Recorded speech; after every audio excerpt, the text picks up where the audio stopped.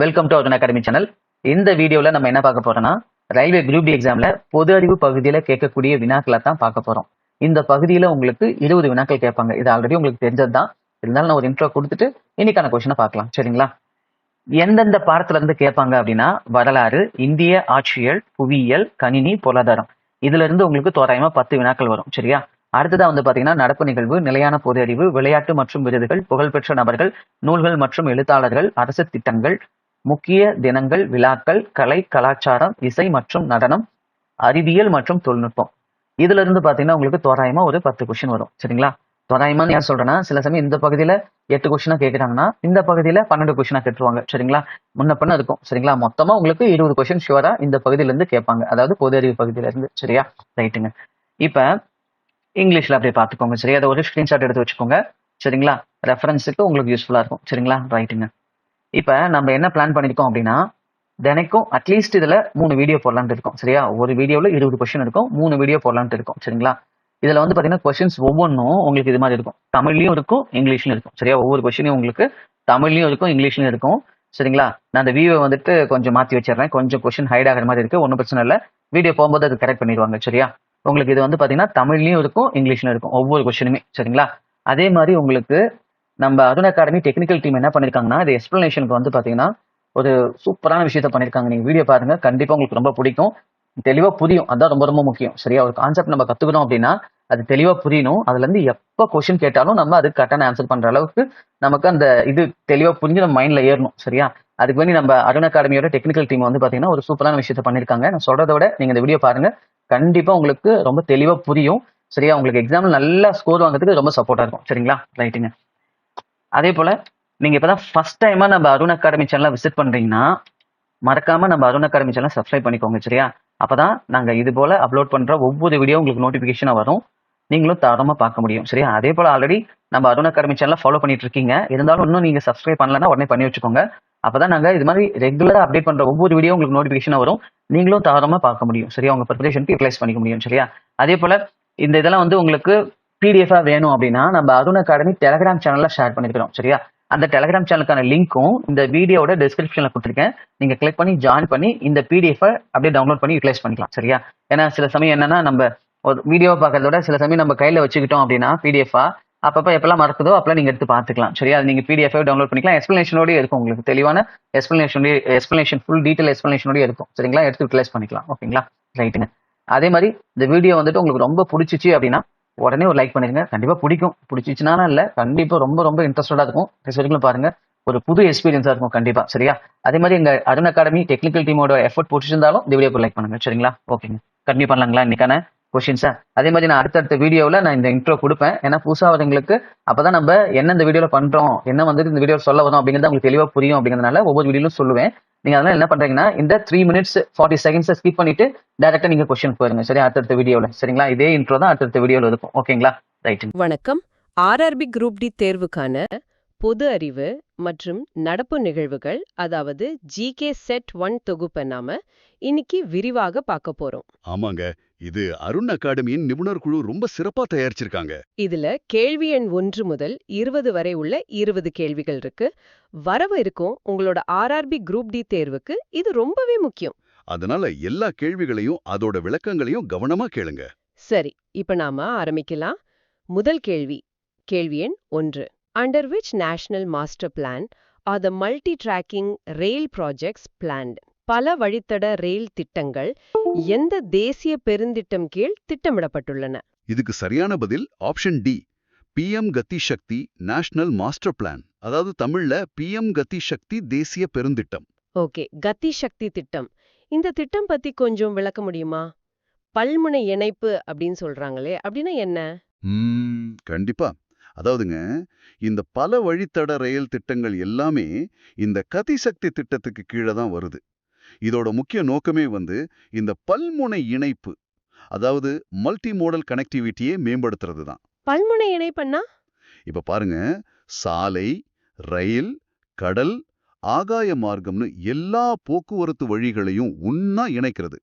ஒரு பொருள் ஒரு இடத்துல இருந்து இன்னொரு இடத்துக்கு போகும்போது எந்த தடங்களும் இல்லாம வேகமா போகணும். அதுதான் நோக்கம். ஓ, அப்போ இது சரக்கு போக்குவரத்தை ரொம்ப எளிதாக்கும் இல்லையா? ஆமா, தளவாட திறனை, அதாவது லாஜிஸ்டிக்ஸ் எஃபிஷியன்சியை இது ரொம்பவே அதிகப்படுத்தும். இந்த திட்டங்கள் மூலமா நம்ம ரயில்வே நெட்வொர்க் மட்டுமே சுமார் 894 கிலோமீட்டர் வரைக்கும் விரிவுபடுத்தப்படும். இதுக்கு ஒரு நிஜ வாழ்க்கை உதாரணம் சொல்ல முடியுமா? நிச்சயமா. இப்போ கோயம்புத்தூர்ல ஒரு தொழிற்சாலையில ஒரு பொருள் தயாராகுதுன்னு வரீங்க. அது முதல்ல லாரி மூலமா தூத்துக்குடி துறைமுகத்துக்கு போகும். அது சாலை வழி. சரி. அப்புறம் அங்கிருந்து கப்பல் மூலமா வெளிநாட்டுக்கு போகும். அது கடல் வழி. இந்த 2 போக்குவரத்து முறைகளையும் திறமையா இணைக்கிறது தான் பல்முனை இணைப்பு. கதிசக்தி திட்டம் இதை இன்னும் சுலபமாக்கும். அருமை. இது இப்போ உங்களுக்கு தெளிவா புரிஞ்சிருக்கும்னு நம்புறேன். சரி, அடுத்த கேள்விக்கு போலாம். கேள்வி எண் 2. How many fundamental duties are specified by the Indian Constitution? எத்தனை அடிப்படை கடமைகளை இந்திய அரசியலமைப்பு குறிப்பிடுகிறது? இதற்கான பதில் ஆப்ஷன் டி 11. தமிழ்ல 11. 11 அடிப்படை கடமைகள். இது அரசியலமைப்பு உருவானதிலிருந்தே இருக்கா? இல்ல, அதுதான் இதுல முக்கியமான விஷயம். இந்திய அரசியலமைப்பு உருவாக்கப்பட்ட போது அதுல அடிப்படை கடமைகள்ங்கிற ஒரு பகுதியே இல்ல. ஓ, அப்படியா? அப்புறம் எப்போ சேர்க்கப்பட்டது? இது பின்னாலதான் சேர்க்கப்பட்டது. இப்போதைக்கு அரசியலமைப்போட பகுதி 4Aல மொத்தம் 11 அடிப்படை கடமைகள் இருக்கு. சரி, இது இப்போ உங்களுக்கு தெளிவா புரிஞ்சிருக்கும்னு நம்புறேன். வாங்க, அடுத்த கேள்வி. கேள்வி எண் 3. Where was India's first commercial electric truck battery swapping and charging station inaugurated? இந்தியாவின் முதல் வணிக மின்சார ட்ரக் பேட்டரி மாற்றும் மற்றும் சார்ஜிங் நிலையம் எங்கு திறந்து வைக்கப்பட்டது? இதுக்கு பதில் ஆப்ஷன் சி, சோனிபட், ஹரியானா. அதாவது ஹரியானா மாநிலம் சோனிபட்ல. மின்சார ட்ரக்குகளுக்கு பேட்டரி மாற்றும் நிலையமா? கேட்கவே சுவாரஸ்யமா இருக்கே. ஆமாங்க. மத்திய சாலை போக்குவரத்து அமைச்சர் நிதின் கட்கரி அவர்கள் தான் இதை திறந்து வச்சாரு. இது டெல்லி சர்வதேச சரக்கு முனையத்துல அமைஞ்சிருக்கு. இதோட முக்கிய நோக்கம் என்ன? முக்கியமா சுற்றுச்சூழலுக்கு உகந்த பசுமை போக்குவரத்தை ஊக்குவிக்கிறது, அப்புறம் சரக்கு போக்குவரத்து துறையில கார்பன் வெளியேற்றத்தை குறைக்கிறது. இது ரெண்டும் தான். ரொம்ப நல்ல முயற்சி. இது இப்போ உங்களுக்கு தெளிவா புரிஞ்சிருக்கும்னு நம்புறேன். அடுத்தது கேள்வி எண் 4. Where will the 8th session of the International Solar Alliance ISA assembly be held? சர்வதேச சூரிய சக்தி கூட்டணியின் ISA 8வது மாநாடு எங்கு நடைபெறும்? இதோட பதில் ஆப்ஷன் சி, நியூ டெல்லி. புது டெல்லியில தான் நடக்கிறது. ISA மாநாடு இந்தியாவிலயா? இத பத்தி கொஞ்சம் சொல்லுங்களேன்.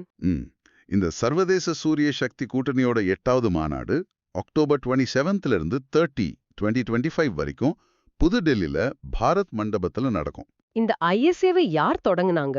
இத இந்தியாவும் பிரான்சும் சேர்ந்து தான் பாரிஸ்ல நடந்த COP21 மாநாட்டின் போது தொடங்குனாங்க. இந்த வருஷம் மாநாட்டோட கருப்பொருள் ஒரே சூரியன், ஒரே பார்வை, ஒரு பகிரப்பட்ட அர்ப்பணிப்பு. அருமை. இது இப்போ உங்களுக்கு தெளிவா புரிஞ்சிருக்கும் நம்புறேன். அடுத்தது கேள்வி எண் 5. Identify the odd term related to the preamble. முகப்புரையுடன் தொடர்பில்லாத சொல்லை கண்டறிக. இதுக்கு சரியான பதில் ஆப்ஷன் சி, ஃபெடரல். தமிழ்ல கூட்டாட்சி. கூட்டாட்சிங்கிற வார்த்தை ஏன் முகப்புரையோட தொடர்பில்லாதது? இந்தியா ஒரு கூட்டாட்சி நாடு தானே? ஆமா, இந்தியா ஒரு கூட்டாட்சி அமைப்பு கொண்ட நாடுதான். ஆனா கேள்வி முகப்புரையில இருக்கா இல்லையாங்கிறது தான். ஓ, சரி சரி.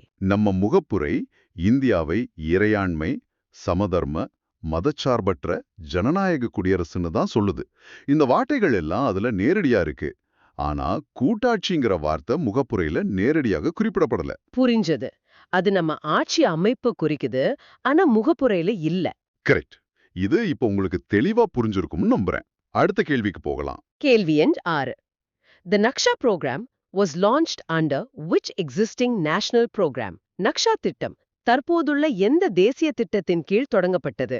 இதுக்கு பதில் option C, digital India land records modernisation program. அதாவது டிஜிட்டல் இந்தியா நில ஆவணங்கள் நவீனமயமாக்கல் திட்டம். நக்ஷா திட்டம் நில ஆவணங்களை நவீனமயமாக்குற திட்டமா? ஆமா, இந்த DILRMP திட்டத்தோட ஒரு பகுதியா தான் இந்த நக்ஷா திட்டத்தை தொடங்கினாங்க. நகர்ப்புற நில நிர்வாகத்தை வெளிப்படையானதாகவும் திறமையானதாகவும் மக்களுக்கு எளிதானதாகவும் மாத்துறது தான் இதோட நோக்கம். இதோட கின்சு கோல் என்ன? ஒரே நாடு ஒரே நில ஆவணம்ங்கிற இலக்க அடையிறது தான் இதோட முக்கிய குறிக்கோள். கேட்கவே நல்லா இருக்கு. இது இப்போ உங்களுக்கு தெளிவா புரிஞ்சிருக்கும்னு நம்புறேன். அடுத்த கேள்வி, 7வது கேள்வி. Which sector dominates India's service exports? இந்தியாவின் சேவை ஏற்றுமதியில் எந்த துறை ஆதிக்கம் செலுத்துகிறது? இதுக்கு சந்தேகமே இல்லாம ஆப்ஷன் பி தான். இன்ஃபர்மேஷன் டெக்னாலஜி, அதாவது தகவல் தொழில்நுட்பம். ஐடி துறை தானா? ஆமாம். மென்பொருள் தயாரிப்பு, மென்பொருள் சேவைகள், அப்புறம் பிபிஓ போன்ற தகவல் தொழில்நுட்பம் சார்ந்த சேவைகள் தான் நம்ம நாட்டோட சேவை ஏற்றுமதியில முதல் இடத்துல இருக்கு. ஓகே, இது இப்போ உங்களுக்கு தெளிவா புரிஞ்சிருக்கும்னு நம்புறேன். அடுத்த கேள்வி எண் 8. What was the primary goal of the first 5-year plan? முதல் 5 ஆண்டு திட்டத்தின் முக்கிய குறிக்கோள் என்ன? இது ஒரு முக்கியமான கேள்வி. இதுக்கு பதில் option A, agriculture and irrigation, வேளாண்மை மற்றும் நீர்ப்பாசனம். முதல் 5 ஆண்டு திட்டம்னா சுதந்திரம் கிடைச்ச புதுசுல. ஆமா, 1951ல இருந்து 1956 வரைக்கும் இது செயல்படுத்தப்பட்டது. அப்போ நாட்டோட முக்கிய தேவையா இருந்தது வேளாண்மையை மேம்படுத்துறதும் நீர்ப்பாசன வசதிகளை அதிகப்படுத்துறதும் தான். இதுக்கு ஏதாவது பொருளாதார மாதிரி பின்பற்றப்பட்டதா? ஆமாம், இந்த திட்டம் ஹரோட் டோமர் மாதிரி, அதாவது ஹரோட் டோமர் மாடலை அடிப்படையா வச்சு உருவாக்கப்பட்டது. ஓகே, இது இப்போ உங்களுக்கு தெளிவா புரிஞ்சிருக்கும்னு நம்புறேன். சரி, அடுத்த கேள்விக்கு போலாம். கேள்வி எண் 9. Who won the Nobel Prize in Literature 2025? 2025ஆம் ஆண்டு இலக்கியத்திற்கான நோபல் பரிசை வென்றவர் யார்? இதுக்கு சரியான பதில் ஆப்ஷன் சி, லாஸ்லோ கிரஸ்னாஹோர்காய். லாஸ்லோ கிரஸ்னாஹோர்காய். இவர் எந்த நாட்டை சேர்ந்தவர்? இவரோட எழுத்துக்கள் பத்தி ஏதாவது? இவர் ஹங்கேரி நாட்டைச் சேர்ந்த ஒரு புகழ்பெற்ற நாவலாசிரியர் மற்றும் திரைக்கதை எழுத்தாளர். ஸ்வீடன் அகாடமி இவரோட அடர்த்தியான, கவித்துவமான மற்றும் பிறவழி காலத்தை போன்ற உரைநடைக்காக இந்த அங்கீகாரத்தை கொடுத்திருக்க. ஓ, கேட்கவே வித்தியாசமா இருக்கே. ஆமாம், அவரோட சக்தி வாய்ந்த தொலைநோக்கு படைப்புகளுக்காக அவரை பெருமைப்படுத்திருக்காங்க. இது இப்போ உங்களுக்கு தெளிவா புரிஞ்சிருக்கும்னு நம்புறேன். அடுத்தது 10வது கேள்வி. Which of the following is a major physical feature of the Indian subcontinent? இந்திய துணைக்கண்டத்தின் முக்கிய இயற்கை அம்சம் எது? இது ஒரு புவியியல் கேள்வி. பதில் ஆப்ஷன் பி, த டெக்கான் பிளாட்டோ, தக்கான பீடபூமி. தக்கான பீடபூமியா? ஆமா, கொடுக்கப்பட்ட விருப்பங்கள்ல இந்திய துணைக்கண்டத்தோட மிக முக்கியமான புவியியல் அம்சம் தக்கான பீடபூமி தான். இது தென்னிந்தியாவோட ஒரு பெரும் பகுதியை உள்ளடக்கிய ஒரு பரந்த நிலப்பரப்பு. சரி, இது இப்போ உங்களுக்கு தெளிவா புரிஞ்சிருக்கும்னு நம்புறேன். அடுத்தது கேள்வி எண் 11. What is the name of Google's AI-powered app builder that was expanded to 15 countries? 15 நாடுகளுக்கு விரிவுபடுத்தப்பட்ட கூகுளின் AI ஆற்றல் பெற்ற ஆப் பில்டரின் பெயர் என்ன? இதோட பெயர் ஆப்ஷன் சி, ஓப்பல், அதாவது ஓப்பல். கூகுளோட ஓப்பல். இது என்ன மாதிரியான ஒரு கருவி? இது கூகுள் லேப்ஸ் உருவாக்குன ஒரு AI தொழில்நுட்பத்துல இயங்குற செயலி உருவாக்கும் கருவி. ஒரு நோ கோட் ஆப் பில்டர்னு சொல்லலாம். நோ கோட்னா கோடிங் இல்லாமலேவா? ஆமா, கோடிங் அறிவு இல்லாமையே சாதாரணமா டெக்ஸ்ட் பெய் பண்ணி சின்ன சின்ன வெப் செயலிகளை உருவாக்க முடியும். இந்தியா, ஜப்பான், பிரேசில் மாதிரி 15 நாடுகளுக்கு இதை இப்போ விரிவுபடுத்தி இருக்கிறாங்க. ஆஹா, சூப்பர். இது இப்போ உங்களுக்கு தெளிவா புரிஞ்சிருக்கும்னு நம்புறேன். அடுத்தது கேள்வி 12. Find the odd one out among the following Indian states based on coastline presence. கடற்கரை எல்லையை கொண்டிருப்பதன் அடிப்படையில் பின்வரும் இந்திய மாநிலங்களில் பொருந்தாத ஒன்றை கண்டறியவும். இது ஒரு எளிமையான கேள்வி. பதில் ஆப்ஷன் பி, ராஜஸ்தான். ராஜஸ்தான், கேரளா, தமிழ்நாடு, இது எல்லாத்துக்குமே கடற்கரை இருக்கு.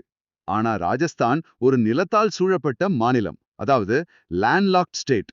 அதுக்கு கடற்கரை எல்லை கிடையாது. ஓகே, புரிஞ்சது. இது இப்போ உங்களுக்கு தெளிவா புரிஞ்சிருக்கும்னு நம்புறேன். அடுத்து கேள்வி 13. Which state's Bathukamma festival achieved 2 Guinness World Records? எந்த மாநிலத்தின் பதுகம்மா பண்டிகை 2 கின்னஸ் உலக சாதனைகளை படைத்தது? பதில் ஆப்ஷன் டி, தெலங்கானா. தெலங்கானா. பதுகம்மா பண்டிகையா? அது என்ன மாதிரியான பண்டிகை? இது தெலங்கானாவுல கொண்டாடப்படுற ஒரு மலர் திருவிழா. இந்த விழா 2 கின்னஸ் உலக சாதனைகளை படைச்சிருக்கு. அப்படியா? என்னென்ன சாதனைகள்? ஒன்னு உலகின் மிகப்பெரிய மலர் அலங்காரத்துக்காக, இன்னொன்னு ஒரே நேரத்துல அதிக எண்ணிக்கையிலான பெண்கள் ஒருங்கிணைந்து நடனம் ஆடியதற்காக. கேட்கவே ரொம்ப அழகா இருக்கு. இது இப்போ உங்களுக்கு தெளிவா புரிஞ்சிருக்கும் நான் நம்புறேன். அடுத்த கேள்வி 14.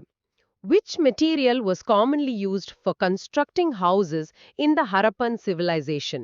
ஹரப்பா நாகரிகத்தில் வீடுகள் கட்ட பொதுவாக பயன்படுத்தப்பட்ட பொருள் எது? இதுக்கு சரியான பதில் option C, baked and unbaked bricks.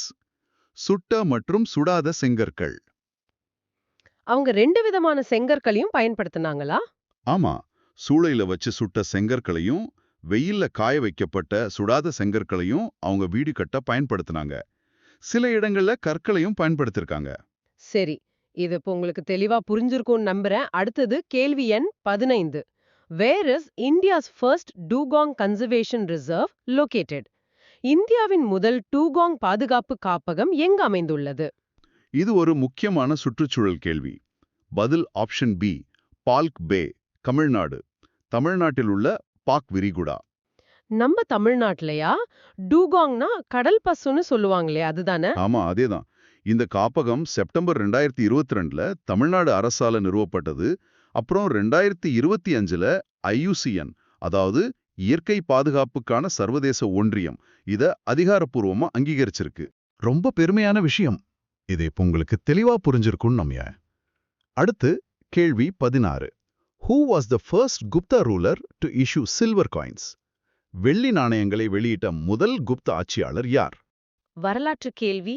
இதுக்கு பதில் ஆப்ஷன் பி, சந்திரகுப்தர் 2, இரண்டாம் சந்திரகுப்தர். குப்தர்கள் காலத்துல வெள்ளி நாணயங்களா? ஆமா, குப்த வம்சத்துல வெள்ளி நாணயங்களை வெளியிட்ட முதல் ஆட்சியாளரே இவர்தான். இதுக்கு முன்னாடி மேற்கு சத்திரபர்கள் வெளியிட்ட நாணயங்களோட தாக்கத்துல இத வெளியிட்டிருக்கலாம்னு சொல்றாங்க. இது எதை குறிக்குது? இது அவரோட ஆட்சியோட ஸ்திரத்தன்மையும் செழிப்பையும் குறிக்குது. ஓகே. இது இப்ப உங்களுக்கு தெளிவா புரிஞ்சிருக்கும்னு நம்புறேன்.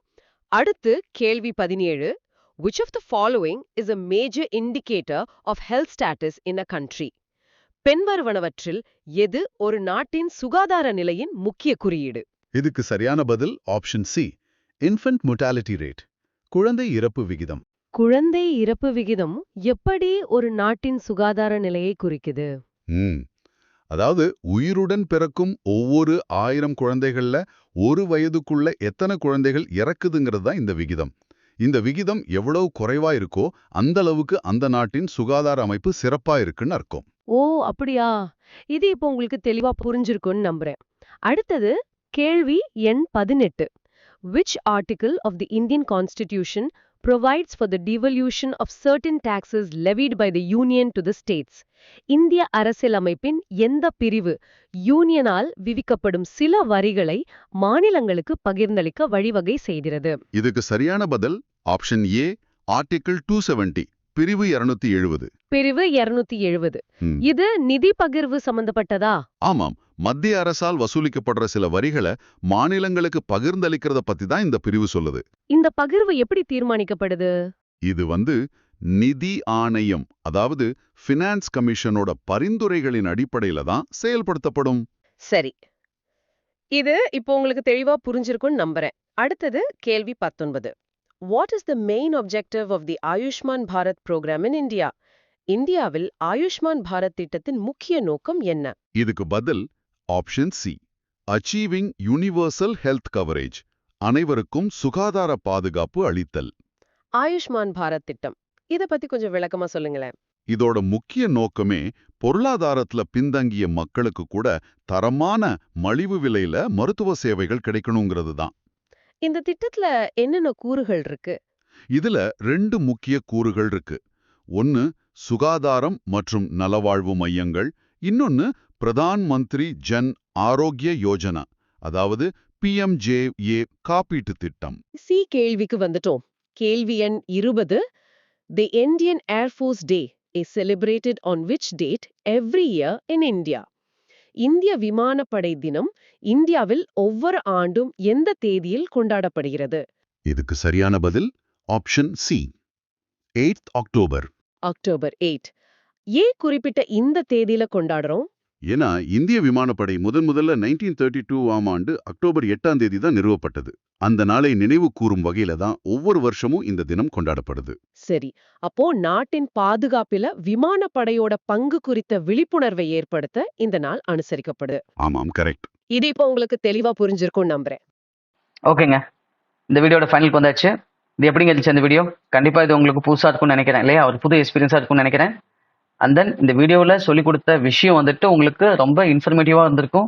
அண்ட் தென் நல்லா புரிஞ்சிருக்கும்னு நம்புறேன் இல்லையா? ஏன்னா அதான் ரொம்ப முக்கியம். ஏன்னா திரும்ப இந்த கான்செப்ட்ல இருந்து உங்களுக்கு எக்ஸாம்ல கொஸ்டின் கேட்குறாங்கன்னா கரெக்டான ஆன்சர் பண்ணணும். அது பண்ணணும் அப்படின்னா நம்ம அந்த விஷயத்தை புரிஞ்சு கத்துருக்கணும். அப்பதான் வந்துட்டு எப்ப அந்த கான்செப்ட்ல இருந்து கொஸ்டின் கேட்டாலும் நம்மளால ஈஸியா வந்துட்டு அதுக்கான கரெக்டான ஆன்சரை பண்ண முடியும். அது ரொம்ப முக்கியம். சரியா? கண்டிப்பா இந்த வீடியோ உங்களுக்கு அது மாதிரி ஒரு எக்ஸ்பீரியன்ஸை கொடுத்துருக்கும் அப்படின்னு நான் நம்புறேன். சரியா? கண்டிப்பா இது உங்களுக்கு ரொம்ப சாட்டிஸ்ஃபைடா இருந்துச்சு அப்படின்னா இந்த வீடியோக்கு லைக் பண்ணுங்க.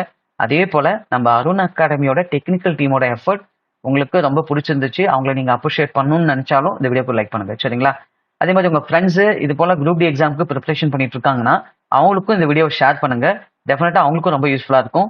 அதே மாதிரி நீங்க இப்பதான் ஃபர்ஸ்ட் டைமா நம்ம அருண் அகாடமி சேனல்ல பாக்குறீங்கனாலும் சரி, அல்லது பார்த்துட்டு இருக்கீங்க இன்னும் சப்ஸ்கிரைப் பண்ணல அப்படின்னாலும் சரி, மறக்காம சப்ஸ்கிரைப் பண்ணுங்க.